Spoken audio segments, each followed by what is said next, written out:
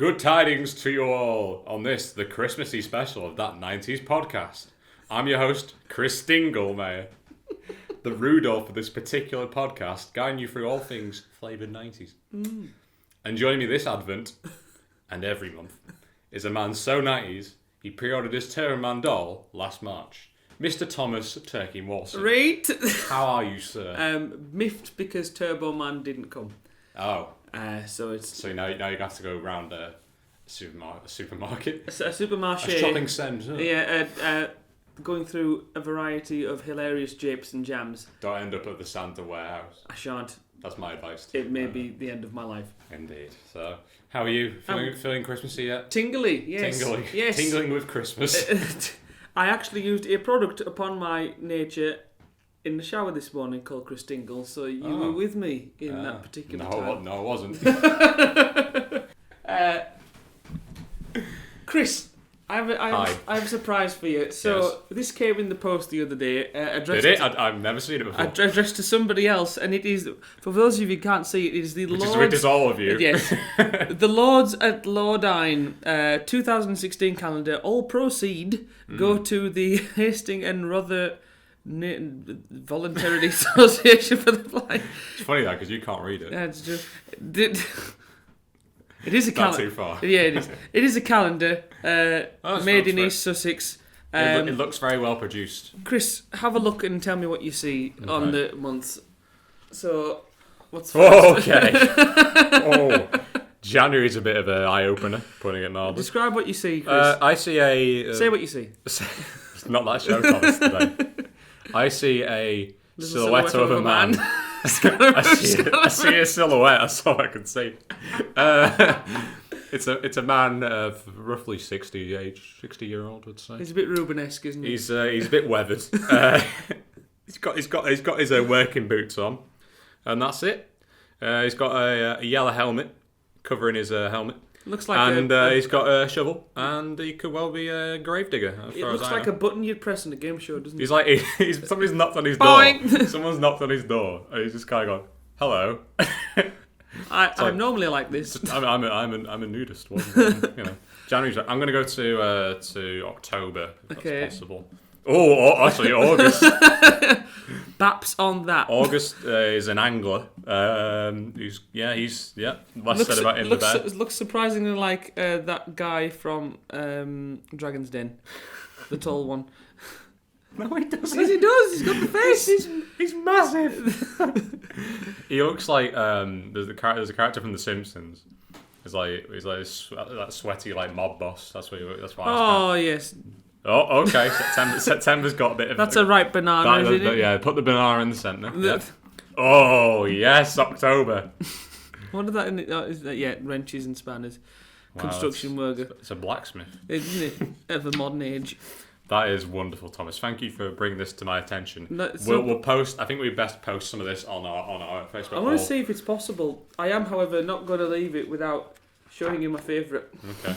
The cowboy of East Sussex. Yeehaw. He's just come out of the saloon and...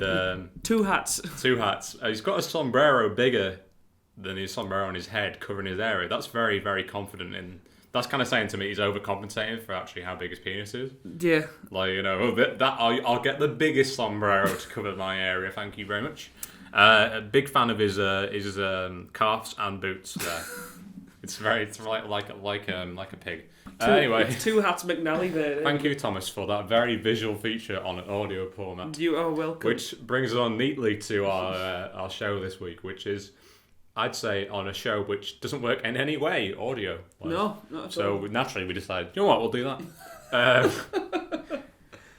It's only a game show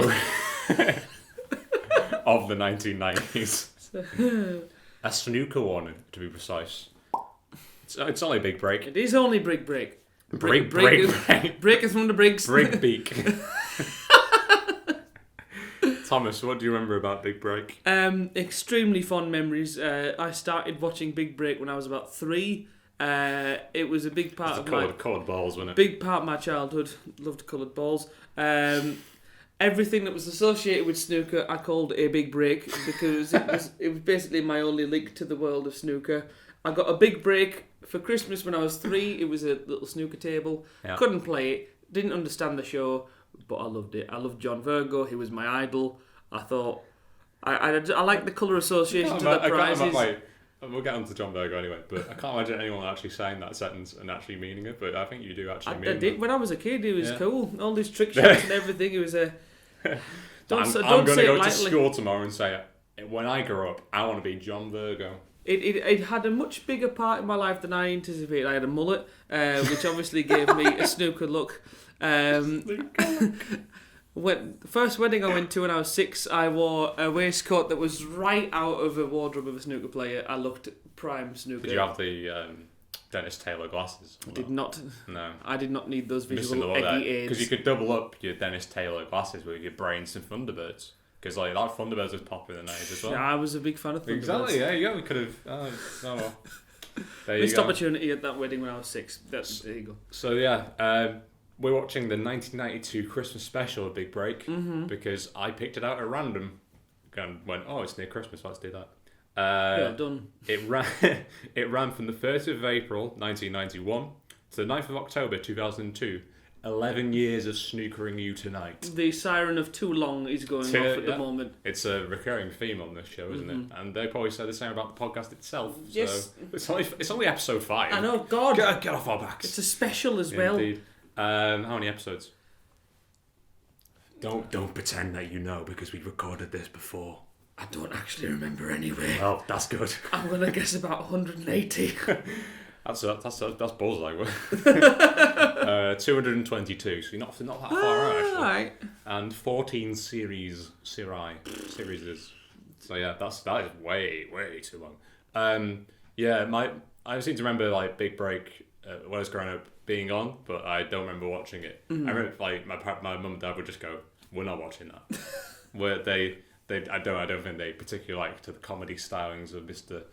Jim Davidson or in retrospect, who does? Yeah, exactly. They did me a good thing there. So.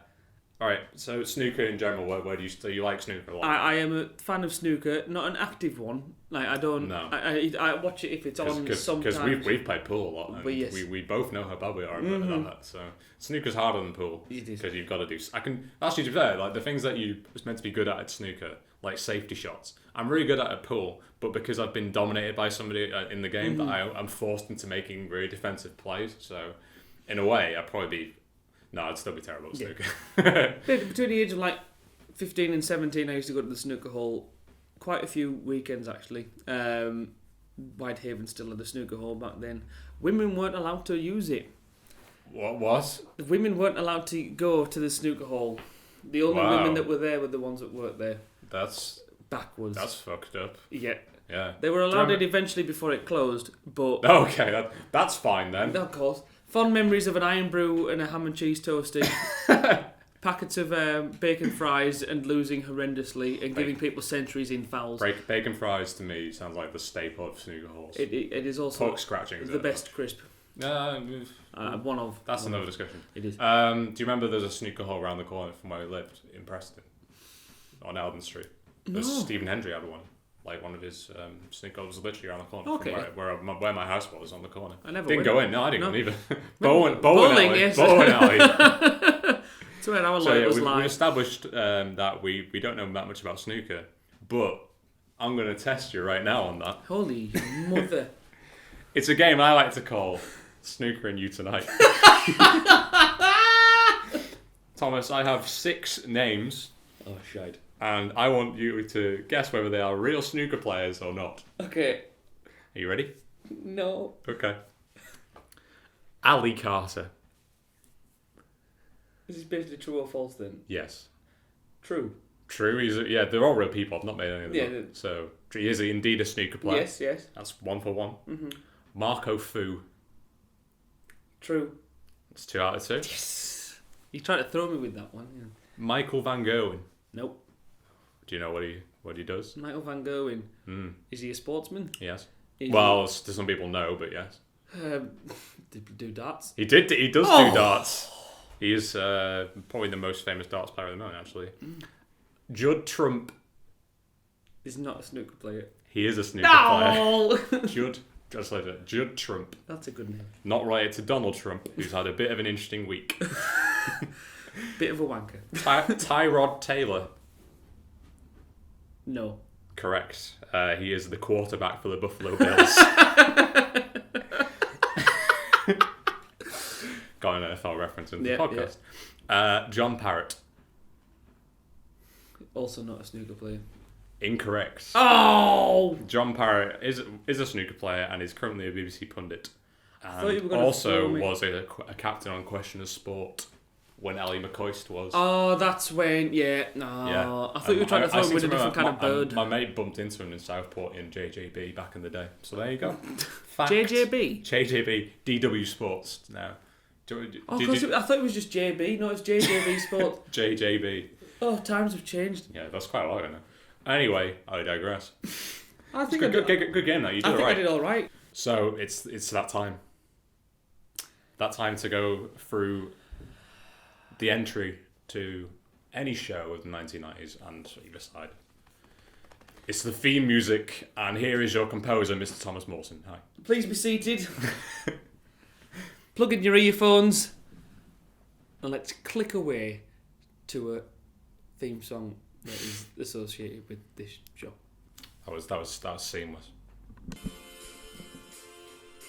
It's only a game, so put up a real good fight. I'm gonna be snookering you tonight. You went to either. I'm famed for my aim, so you better believe I'm right. I'm gonna be snookering you tonight. Big break. That's just it. Should we do that again? No. One more. No. Yeah, all right. Okay. It was better that way because you went too high. I was trying to harmonise. It didn't work. Look, I'm not gonna. I'm the I'm the baritone in this bunch. That was us singing a theme for the first time. Mm-hmm. Thomas, let's discuss it. Not our version, just the theme in general. What do you make of the I big feel break like theme? I'm down on the promenade back in the 60s with that kind of music. Mm-hmm. I actually found it very comparable to Bullseye. Well, this is the thing, because this show, I think, was brought in because Bullseye was successful on ITV. I absolutely agree. I feel like it's taken no staple. So you've got snooker and darts and football. Pub sports. Yeah, pub sports. Football's not that much in pub sports. I'm thinking of the main staple English sporty things, which that's definitely Crown Green Bowls. In... Can't really do a game show for that. Yeah. Please no. I feel like it was it was basically competition to that, but it was much more sleek, and it's not as rugged and pubby as Bullseye is. Which is actually to its detriment, because I think the audience is trying to attract. It's too gleamed. Yeah, that's BBC theory. Yeah, it's true. So. The theme song itself, I can't even pick about the lyrics because there's nothing to them. You just say, "I'm good at snooker, but it's only a game. But I'm gonna beat you on this evening." Yeah, okay. It's pretty straightforward, isn't it? Yeah, it's fighting talk. It's a promo on snooker. Mic drop. Steve, the safety partner. I mean, this shit is name. Basically, it was catchy, it was simple, but I feel like it's the most English thing we've heard so far. It's the least offensive theme song we've done. I don't hate it.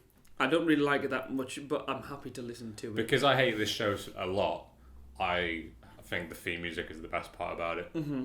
But I think it's just because I find it just really, really kind of its time. Mm-hmm. It's not like if you played it now to anybody, you'd go, what? What is that? Yeah. So, I think I noticed was because of the YouTube settings on the theme, if you play it at 1.5 speed, it's a lot better. Which we'll play right now. It's only a game, so put up a real good fight. I'm going to be snickering you tonight. And if you play it at 0.5 speed, it's pretty much satanic. Mm-hmm. Which we'll play now. I'm famed for my aim, so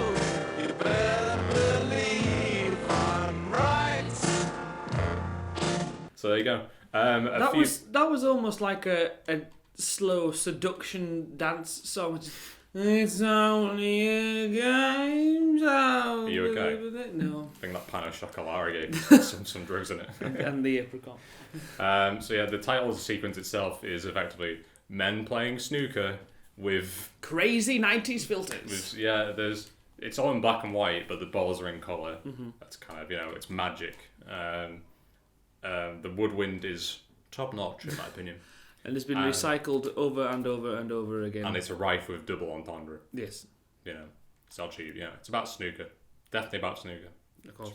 So yeah, and the graphics as they're coming across are like it's 50, 60, 70 like that. It's like someone's doing you can do when you smoke and the smoke. The smoke you can make like shapes out of the smoke. It looks like that to me. And maybe I overthought the theme a bit much. Yes. Yeah. Anyway, big break. Jim walks out. Jim Dick Davidson, indeed. So there's a long applause with it's overlong. It's like da da da da da da, and then it's like, please stop, please. It's not that worthy of applause. No. What do you think of the set, by the way? Weird. In comparison to Bullseye, again, it looks really, really shoddy and 90s for the time, but it looks like it's trying to be posh. See, I think because it's like 92, it still looks like a hangover from the 80s to me. Very much so. But it's cleaner and kind of glossier than the Bullseye studio, which is effectively just a studio with some flashing lights in it. But you get and a lot of old people just pushed in on the audience. What do you call the lights that are like shaped in certain they're like neon lights, kind of like neon lights. There's loads of those that are supposed to look good. It looks like if you didn't have that, it looks a bit like a doctor's surgery or like an A&E waiting room. That's what it looks like to me. Lacking in magazines. Yeah, and I'd rather read a magazine than play snooker. So Jim Davidson. Dim Davidson. Jim was a proper old school comedian, and that is putting it mildly. Founded his career on blue jokes. Stuff that isn't like Mr. Chubby. Mr. Chubby. What's his name? Oh, Mr. Chubby. Roy Chubby Brown. That's who you think of, Mr. Chubby. He won New Faces in the 1970s when this was accepted as humour. And also presented the Generation Game after Bruce Forsyth did in the 1990s. So you couldn't get away from Jim Davidson in the 90s. Extremely popular. Yeah. But also, I think... Also on his way out at the same time. I feel like he was picked at the wrong time because the 90s was changing everything in what he was famous for before that. Definitely. Perhaps unsurprisingly, given the amount of people that were involved in this from the 1970s, Jim was arrested under Operation U-Tree a few years ago, but was not charged. He was arrested but not charged, but pointed out. But that doesn't make him make him a terrible human being, because I remember when Hell's Kitchen was on about 10 years ago, so with Chef Ramsay. Of course.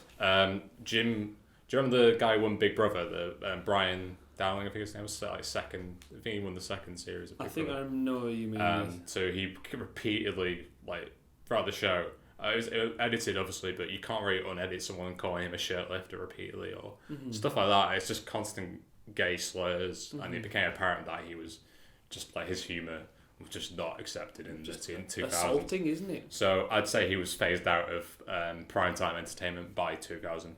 Or 2002, when the show ended. He's still touring now, isn't he? Yes, he is, but he doesn't tour any higher up than, say, Birmingham. Yeah.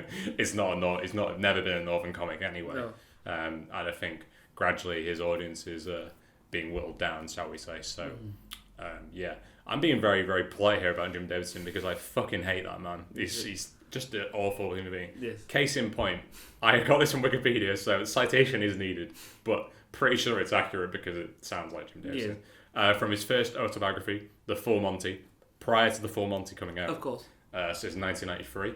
He frankly talked about his violent and abusive behaviour towards his wife in a light-hearted manner. We're like a couple of boxers. On the first occasion, I poked her in the eye by accident. I actually went for the mouth. Thank heaven I missed. I'd have fallen in. I just took a playful punch. Unfortunately, I caught her completely wrong. The second time I gave her a shiner. I threw a bunch of keys which whacked her in the eye. Just for a giggle, she kept blackening it up to make it look worse. Yep, that's the sort of character we're dealing with, Thomas. So yeah, I could check if that was legitimate as a quote, but I'm not buying Jim Davidson's fucking autobiography because I don't think I really should. Might be on Google Books. Yeah. So Jim is dressed. Everyone is dressed in pantomime garb. Mm-hmm. Jim is dressed as Dick Whittington, which, as we pointed out, is very apt. Yes. Also apt because he lost $700,000 on production of the Dick Whittington in 2003. £700,000. Yep. What, for Panto? Yes. Fucking hell. Yeah, and he. I found also in my research for this that he did a pantomime, adult pantomime, which there's an article on Vice which is amazing on this. Mm-hmm. Called Cinderella, sin as in yes, yeah. Got it. Good. Yeah. And the poster just literally just says cunt on his head. Someone just it's like, yeah, no, that sums it up, yeah. So Jim comes out dressed in as Dick Whittington, and I think we'll probably play the audio here because it's spouts a load of shite. Yep. That rhymes. Don't tell me flat, where is my cat? Where did that lump of fur go? Straight from the vet. Ooh. Here's my pool room pet, Pussycat John Virgo. So yeah, that's Jim's intro. I cringe. Tricky Dick Whittington from Panto Killer Dilla. I've come to take a nice big break from a suit I nicked from Scylla. Hey, relevant. Good joke. That's a nice little dig. That actually is a dig. That's a dig at Scylla. Yeah. Rest in peace. We will see you soon, Scylla. We'll be back in February for some reason. I wonder what. It's a funny old place, this world. My mum's a dame called Mary. She's playing the frock by a bloke called Jock, and his mate Bruce is a fairy. And here is a new feature I've called the Jim Counter, which will catalogue the amount of times Jim says something which is offensive. Ding, gay men. This is a great gimmick. That's one. Yeah. To be fair, we could have picked any other episode, it would have been worse, but because it's for charity this episode, you can actually see him kind of go, I want to say something really, really my style, but I can't because it's for the kids. I just think what I don't like is the audience are probably told to laugh at these sort of things. Oh, legitimately in the show, Jim actually does go clap because it's that. Some of us can't go can't do it.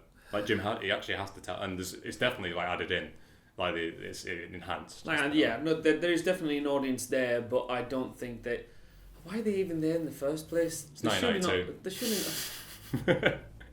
They're surely there for the person we're about to talk about more than Jim Davidson. At least I would be if I was there. Yeah, that's the saving grace in this show for me. Yes, is his assistant, and I think that his costume was thought up before anything else about this Christmas special, because it's nothing. Virgo.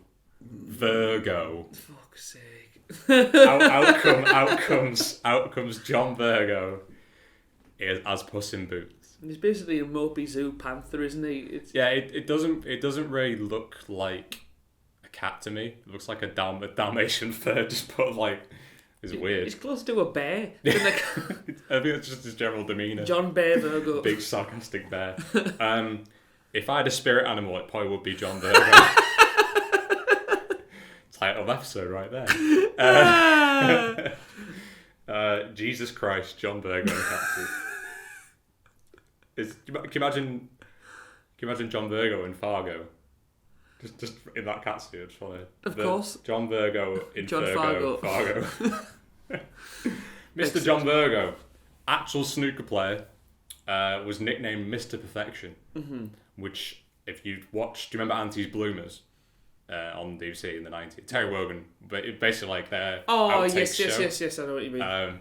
John Virgo repeatedly was on Auntie's Bloomers because he would fuck up trick shots that much. Yeah. So Mr. Perfection is kind of possibly tongue-in-cheek as a nickname. 20 years as a pro. Did he ever win the world? There we go. Made top 10 in the world, but not much more than that. So I dabbled a bit, but was never really. This made him as a household name, I'd say. Have you noticed the trope of when these shows get professionals on, they're never the apps, or at least concurrently on the show. They're never the best, because the best wouldn't lower themselves to being on the show for so long as this, but close. Yes. Just to get some show time. It applies to many sports. That Yes. usually, if you're good at that sport, you would go into being a coach at that sport, like football manager, like you'd be a football manager or whatever. Like the rest kind of just there as a talent pool for punditry. So Like the people that there's some good ones, don't get me wrong, but there's often not the people that are even better are too proud to go on the show. Yeah, like I think that's still a thing in any sport, really. Yeah. So yeah, he's he's a snooker commentator for the BBC at the moment. So and his catchphrase is "Where's the cue ball going?" That's it. when the cue ball's going in, that's when you so where's the cue ball going? Well, he's got a different catchphrase here, which we'll get to. The repartee, the witty banter between Jim and John. It's as dry as a desert. I think we're just going to splice in some of that now. Pussycat, where have you been? I've been to London to see the Queen. And what did Prince Charles say to dear Princess Anne? Pot as many balls as you can. So yeah. There you go. John Virgo's catchphrase is "Pot as many balls as you can." That's you're gonna hear that a lot. Yeah. And the level of jokes here is something else. Jim says, "Do some cat talk for the children." John's replied, "Me how?" Good night. Bing. Racist. So yeah, there's 3 celebrity contestants here. I'd say, well, one of them's dead. One of them's not very relevant anymore. No, the other one's not either. No. So, celebrity number 1. Didn't know she had a name outside of the show that she was in. Ruth Maddock, Yes. aka Heidi High Woman, as I put in my notes here, because that's all I know from really. Oh, and being on Low Britain once as Welsh. She's Welsh. Jim makes you know she's Welsh. Heidi High was great. It was actually really, really awful, but I enjoyed it when I was about 11 or 12 and it was on Gold. Yeah, it's like Heidi High was I think it was entirely contained in the 80s, so Ruth Maddock at this point is obviously doing panto in Mansfield in 1992. Playing Charming. Prince Charming, yeah, that's the thing. Pantomime. Where do you stand in pantomime? That's probably a good question. I've seen pantomime. Oh, Bye, phone. bye. I've seen pantomime, not ever by choice. It's always been with school trips. Yeah. Same. A couple of them. I don't remember any of them. I think they're awful.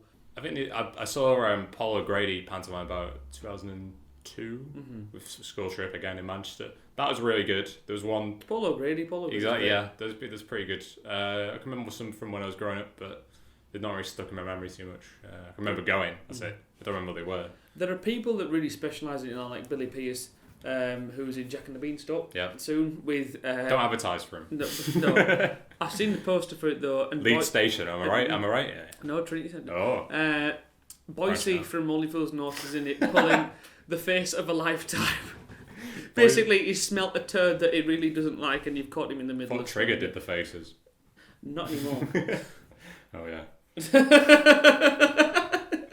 So yeah, Jim does a really shit Welsh accent throughout the entire That's terrible. sort of chat with Ruth, and Ruth picks out a yellow ball. Innuendo is constant, and who's the yellow ball, Thomas? Do you remember? Yes, but before anything Alright, else, okay. right? What does it matter picking out balls? Because Yeah, you've no, already this- got 3 determined people that are going to be with your person. No, it pissed me off. Don't break the fourth It's wall. so bad. Yeah, I know. And yes, it was the Big Willie Thorne. Big Willie Thorne. And when Ruth Maddock picked the ball out, she let out a very erotic gasp. It's a yellow ball. Oh! It's a process of elimination with the balls. Can we clip that and put that in repeatedly, please? It's a yellow ball. Willie Thorne comes out dressed as the giant from Jack and the Beanstalk. So yeah, Willie Thorne. Yeah, he's got like a hat thing on, which looks a bit like a foreskin to me. Why is he wearing a ball cap? He's bald. So Oh, right, okay. It's So like literally permanently. It looks like a burlap sack. So yeah, and then Jim, he has a dig. Mm-hmm. Has a dig at Willie Thorne's that he's follically challenged. Yeah. Ding! Jim counter number 2. Bald men. Willie Thorne admits he's never seen a panto before. A good one. So I think he's a man of better taste at the theatre.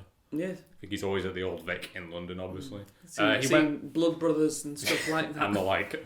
He went bankrupt recently. Oh no. I also think he might be undergoing treatment for cancer at the moment. So. Oh dear. Yeah, it's not good. What? Pretty sad. What's he done to get bankrupt? Just bad investments, I think, possibly gambling. I haven't got the link in front of me, so I don't want to comment too much. But yeah, let's not. So. Celebrity number 2, and for this purpose, I think my boy for the evening. Fucking no! Right, your boy's celebrity number 3. So don't. Sorry, not celebrity number 3. Oh, the tennis. Okay, snooker player number 3. That's fine. Okay. But if he wasn't on it, I'd want this guy to be my boy. If not Virgo. Out comes famed astronomer, Legend of the game, Lord of the game. Sir Patrick Moore. Rest in peace. I repeat. Sir Patrick Moore of The Sky at Night. He unfortunately passed away 3 years ago, but he was aged 89. Yeah. Good innings from the lad there. He looks very sprightly actually compared to but then he's 70. still in his 70s. Like, he's like 70 at this considering what he looked like in his prior age. Yeah, he looks exactly the same as I've always remembered him since I've been alive anyway. Hugely influential in astronomy. Talks fast like John Barnes. Has a monocle. And is also a pretty good xylophone and piano player. And claims he's quite good at snooker. Well, to a point. Yeah, I think he's very well knowledge on snooker at least. Yes, yeah, he seems to be. He looks like a guy who'd be wandering around a billiard table, but not killing anyone like you would in Cluedo. No. So yeah, Jim and Sir Patrick, they have a chat about Mars for a bit. And Sir Patrick talks very quickly, so you can't understand what he's saying. And that's a joke. Is a life on Mars? Yes, there is, thank you. Patrick says, no, there's not life on Mars. Because the planet's too cold. Too dense. It's too heavy. So, but Patrick, there's been a lot of advances in Mars stuff recently. It looks like he's wrong now. Yeah, it does a bit, but he could still be right. I don't think anyone's going to look back in about 100 years' time and go, Patrick Moore said this on episode of Big Break, so he must be right. Fuck that guy. So no one's going to say that. He's in a suit. He's in proper tails, isn't he? Of course. And bow tie and whatnot. Well, when is he not? Yeah. He's always dressed up. Jim seems baffled by the science thrown at him. So so Patrick picks out a red ball, and out comes Alison Fisher dressed as Buttons. So there you go, and you can tell by Jim Davison's face that it pains him to see a woman professional on the show. But he's also happy there's an attractive woman. Yes, but there's somebody else looking like you can kind of latch onto. Who was Buttons? Who's Buttons from? Buttons is for like it's a pretty sure it's from Cinderella. It's like a kind of butler or kind of. Oh, I think I know bus what you boy. mean. Yes. But yeah, it's that's constant in pantomime. That's not. I'm a pantomime expert, obviously. Of course. So that's Patrick Moore. He's number 2 with his red ball. Celebrity number 3, Anthea Turner. Fuck off. Yeah. I hate Anthea Turner. Yeah, she's a bit up herself, isn't she? Quite. Top of the Pops presenter she's introduced us here also did Blue Peter around this time. The person who did the Make Your Own Tracy Island. Do you remember that? Was she the one that did that? Yeah, I think so. I remember that vividly. Yeah. And I think I made it, actually. She was on GMTV for a bit, but Eamon Holmes hated her, so binned her off. She got married to, what's his name, Grant Bovey, I think it was. Who's that? Yeah, exactly. He once had a celebrity boxing match on BBC with Ricky Gervais and lost.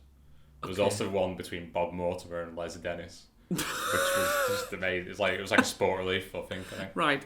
They got married and they sold...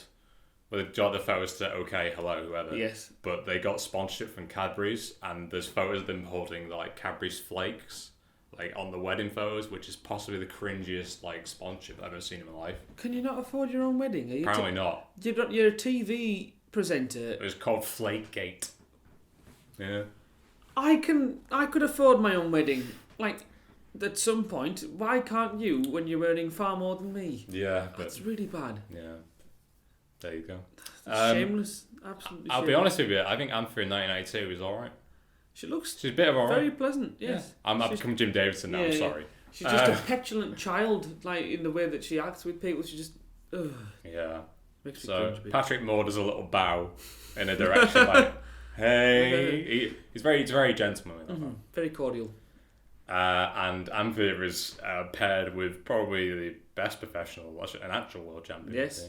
One of the most famous in the world. He was also on a cartoon signed portrait in the snooker hall I used to go to, which is why I know him. It's Dennis Twanky Taylor. Here he comes. He comes out to some sort of like fanfare music or kind of fairy tale thing. Something like that. Yeah. I am going to refer to him as Eggman. Throughout the rest of this podcast. Eggman. Okay. Yeah, it's the best costume of the lot, I'd say. Mm-hmm. It's pretty good. He looks like a right twat, doesn't he? a right twanky. A right twanky. Yeah. So yeah. Thomas, before we start the first round, which is red hot. Yes. I have brought with me a Christmassy affair Holy shit. of some Christmas crackers, and we're going to pull them now and see what we get. This is stereo popping. Hey! Oh, that worked quite well. Thomas has won the first cracker. He's going to win all 6, I think. Oh my god. What have you got? Well, firstly, I've got a hat. I've got a pink hat. Oh, pink hat. Nice. Yeah, they believe you. The microphone. There we go. Okay. To start off with, what else do I get? I got a nail file. Oh, nice. Oh, it looks like I could kill you. Oh, We get to the real good stuff, please. Yeah. and there is a joke. It better be. One of my most loathed. The main point of this is to see if the jokes in Christmas crackers are better than the jokes on Big Break. Okay. That's why I got them.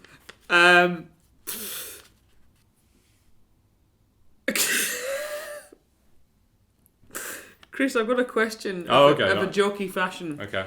How do you make an apple puff? I don't know. Chase it round the garden. Fucking hell, that's really bad. That's really bad. I've never seen that before. Christmas jokes are one of my most loathed and loved traditions at Christmas Day because we all know how bad they are. That's not. Tell them anyway. That is not a good start for crackers. Crackers versus Big Break. What were we expecting? Cracker 2.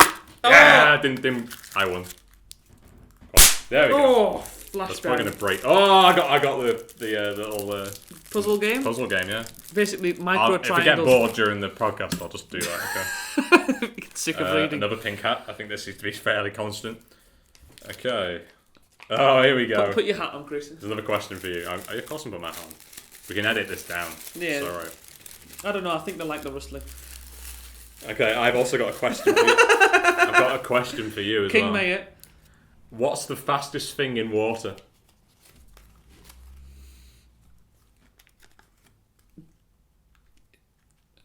Is it a joke answer? Yes. It's wind. That's worse than both. Well done. It's a motor pike. A motor pike. Get off my table.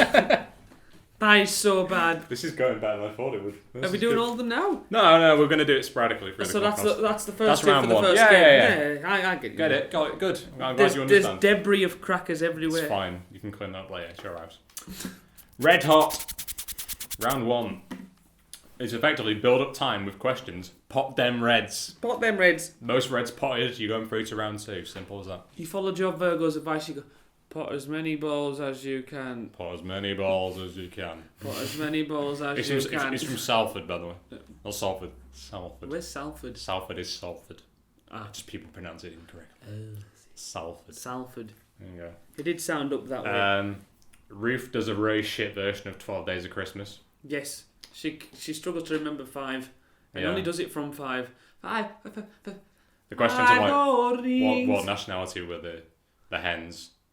And she gets it right, and then she goes, nope, they were German. And everyone goes, ha ha ha. Good joke.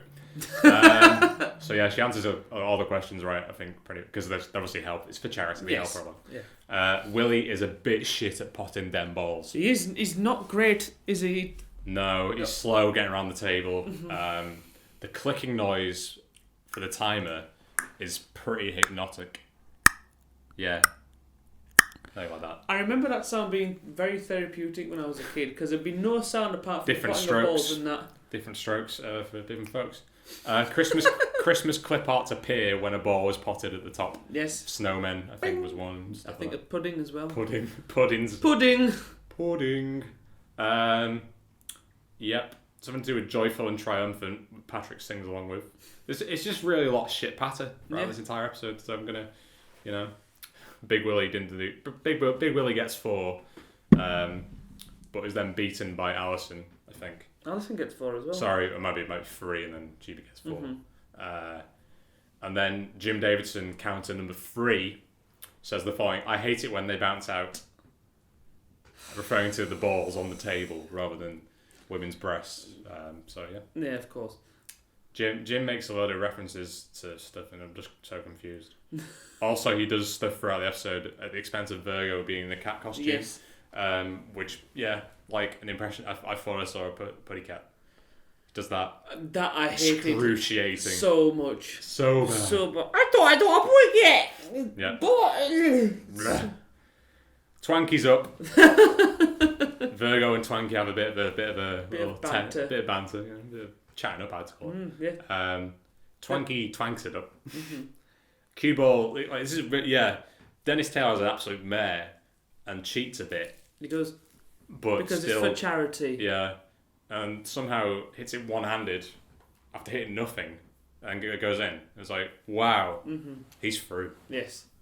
Means we've got to say goodbye. I was actually a tie break. Yes, they were both on the same. Yeah. Sorry, this is really awkward. This is terrible. I know. I just find it terrible. Are you finding this worse than To Me To You? Yeah. Somehow. Yeah. There's a tie break, and I think it's something to do with Bob Geldof. Who's the musician? They have to beep. Yeah. Who was the musician behind Feed the World? Or Let Them Know It's Christmas Time. I can't remember what it's called. Do you know it's Christmas time? Yes. Yeah. Not We Are the World. No. Sir Patrick Moore gets it right. No. Oh, does he not? No. Turner guesses that one. Oh. And then Ruth knows that Hogmanay is called Hogmanay. Yes. And then Sir Patrick's out because he's old and can't press a buzzer. So it's the end of him. But it does mean we get to see him attempt the trick shot, which is the best thing ever. And This is why I love John Virgo. Definitely not edited again. Of course. So there's 6 chord balls on a cue down the middle of the table. Again, visual. Middle pocket. Got to get them all in a row. It's a pretty simple trick. So Patrick, there's 150 quid on the line for this, and it's double because they're nice. Patrick's charity is cystic fibrosis. Very good charity. Yeah.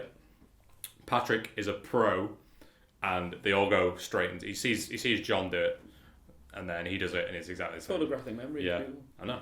And then the thing that I remember most from this was an inflatable Santa rising up from the grave, just from the pocket. It went. It's just really sad. I also remember that. Basically, Santa did a celebratory farting glitter dance, like a fart glitter celebration. Yeah, he rises up to salute. Yes. He? And there's also a slow-mo replay of Patrick doing that trick and the Santa rising again. They're definitely not filling for time. So this show was so long. Yeah. It was about 40 minutes long. I managed to put it into a pretty condensed version of that. Cut out the wheat and chaff. Condensed milk. Cut out Jim being a terrible human being. So that cracker number 2. Hey! Let's go. 2! Hey! Oh, I'm also once again. My Prize has gone down the room. What is it? I think it's another puzzle, Chris. Oh, okay, we can do them together later. Good. Magic tricks made in China. Find the solution. There we go. Jim wouldn't like that. No. Not one bit. Pink hat again. Do they know? Do they know it's Christmas time? Do they know you've got a pink hat on? Yes. They do now. Doesn't fit. Just about. Chris, a question for you. Yeah. Did you realise that anyone walking past, if they could see you in the window, me in the window? I think we're fine. Yeah. What is an underground train full of professors called? This is really bad. We'll have to press you. No, I'm not sure. A tube of Smarties. That's actually I quite like that one. That's all right. It's bad, but it works. That's up there. That's all right. That's the best of the 3. We Okay, died. one Number more. 4. Yes. Oh, he did it. Right, the person who picks up the cracker, the other person wins. Yeah. Yeah, that's a very good. What's the prize, Chris? Right, what's the prize in here? Did I drop that on the floor? No. Where is it? Oh, It's a notepad. it's a notebook which is bent anyway. It's not really that useful. It's about the size of... Oh, I could do like a flip chart thing. Maybe Quite it's for cool. that. It's a small notepad. And there's a hat in here, but I can't be bothered with it. So, what do you do with a sick bee?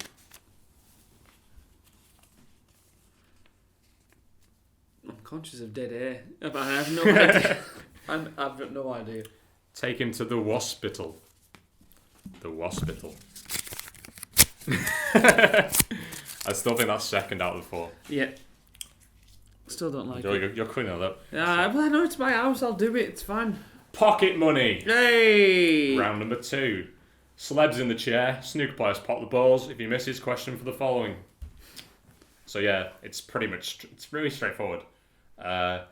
Misses on a red, it's a potluck question. Mm-hmm. Misses on a yellow, it's a question about the past, which could be any question. That seems the same as potluck to me, because the past could be anything. Yes, it could. Music in green. Places, Jim, places. Places. For brown. People, Jim, people for blue.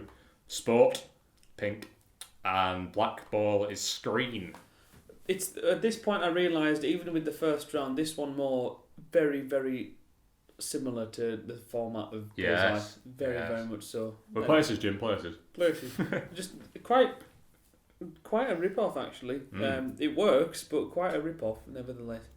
Indeed.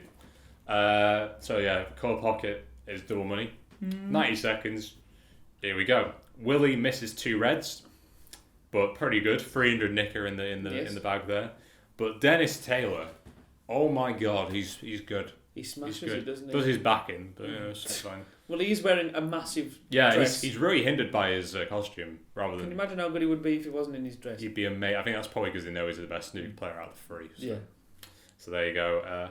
Twanky gets double pink to set them up and does some amazing trick shots on the way to £360. So there you go. And at the end of that, Jim does a little jig, like a river dance thing, which I think is enough for Jim counter number 4, Bing! The Irish. Every time, did you notice every time that Dennis was called up to do anything, he was introduced with Irish jig music? Yes. Every time they The celebrated Irish, something. yeah, exactly. It's the Irish. Just That's constant. Did you know that's the only thing Irish people listen to?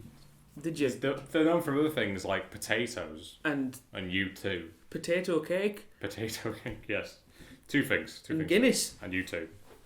So yeah, Dennis Taylor is into the final. Ruth Maddock and Come on, Eggman. sorry, I just forgot for your turn. I just forgot about it for a minute. I'd like to forget about it. So Ruth Charity is spina bifida, and she gets Jess Conrad as a prize. I have no fucking idea who Jess Conrad is. Apparently So Wikipedia told me who that was. Mm-hmm. As far as I understand it, he is the Daniel O'Donnell of his day. Wow. Like kind of before Daniel O'Donnell. So yeah. From Wikipedia, in the 90s, Conrad made regular cameo appearances on Jim Davidson's revived version of the Generation Game. Also in 1992, Jess Conrad appeared in the Christmas special of Big Break. That's literally true because we are watching it now. Also presented by Davidson and John Virgo. He was the booby prize of the show, presented to highly high actress Ruth Maddock. It's literally, this is correct. Yeah. Contestants that failed to make the final of Big Break were often nearly given a box set of Jess Conrad's hit singles. He's basically the saying he's shit. Is he that bad? I really have no idea. We could put some Jess Conrad at the end if you wanted to. But Let's have a quick listen now. That's my mystery girl underneath the window. Yeah, fucking shite. yeah, you're right. Yeah. So there you go. Final. This is really quick. Yes. I'm really rushing through Make this. or break. But it's cracker time. Chris, shall we do 2 adjacent crackers at once? 3, 2, 1. Oh, my! we Oh, both one won each one again. Yes. Wow. I went with the left. Well, I'm left-handed. Yeah. So. I've got You're not, and you still won. Tweezers. tweezers. No, that's your prize. I was going to say, I literally have nothing in my cracker, so... I bought... Pink hat. What are they? Are they golf? Yeah, tees? golf tees, yeah. Jesus Christ. Pink hat also. I think you got a good chance of getting this one. I'm listening. Another hat. Riddle me this. What lies in a pram and wobbles? Come on. What lies in a pram and wobbles? Penguin. What? I don't. A jelly baby. Fuck's sake. Normal babies would do that. That's easy. I'm not good at these. That's Chris. easy. Chris, get this one now. A penguin. What Fuck happened off. to the shut up? What happened to the hyena who swallowed a stock cube? Something like Bisto Oxo. No. I'm gonna have to push you. No, I don't know. He made a laughing stock of himself. You can't you can't have stock in the question And the answer. That's the worst one. Oh my god, that's terrible. Okay, don't buy your crackers from Sainsbury's. That's what I've learned. They're awful. They're quite expensive as well. Anyway, like a fiver. For those? Are you fucking kidding me? Yeah. You can get like a 12-pack for like £3 in On prices. the just plus as bad. side, it isn't a Christmas dinner I've ruined. So, You just ruined a podcast instead. although to be fair, there's probably a lot of the same ones in there. So, yeah, I have ruined a podcast, haven't Yeah. I? So there you go. Make or break. Final time. It's We pretty right. hear the music again. No. So the final is literally clear the balls on the table.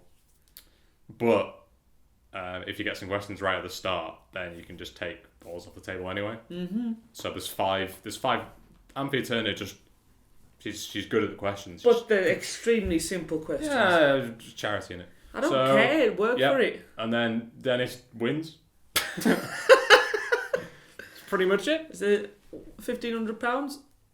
No, yeah. That's double though. So it's £3,000. He wins £3,000 for Anthea's charity, Radio Lollipop.